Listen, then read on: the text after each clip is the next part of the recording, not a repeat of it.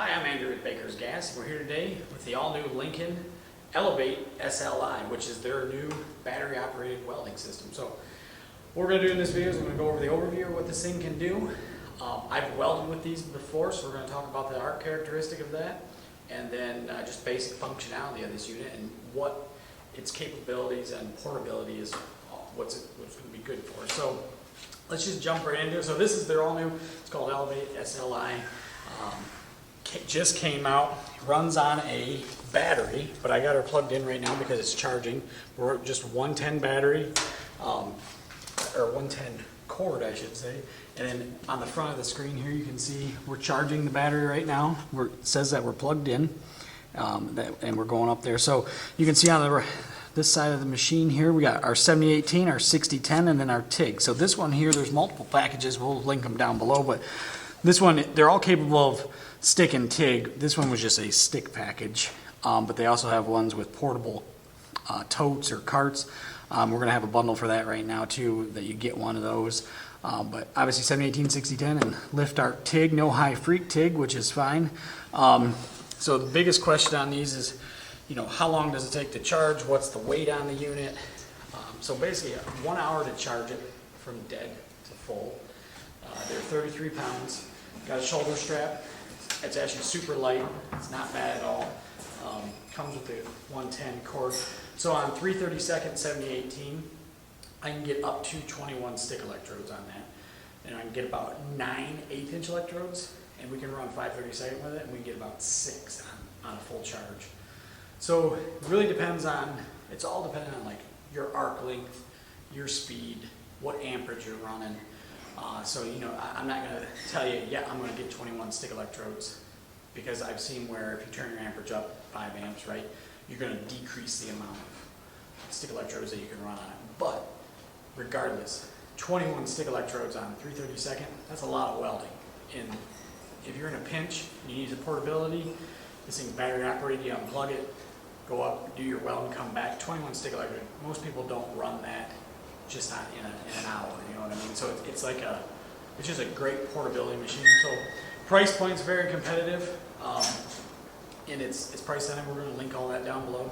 But this stick package came with stinger, ground, and obviously your lead. It's got the 25mm DENS connections on there.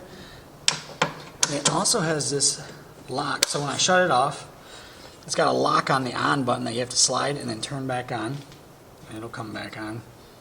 We just got our amperage adjust. I'll show you where that's at here. There we go. It's firing up. So I welded with this, and I ran 7018 on it and 6010. The 6010 arc characteristic is awesome. It really does dig. The 7018 ran great. The one that we were using was, the battery was low, but still ran great. I mean, it didn't seem to change either. I know a lot of competitors' machines, right, when you start to see the bars dropping, your arc performance actually drops out. I didn't notice that with this. It's not to say it won't happen over a longer period of time, but it does have a lithium phosphate battery inside this unit. So there is no external charging unit. You just have the cord that you plug in the back, and it charges it. So it's very, very portable.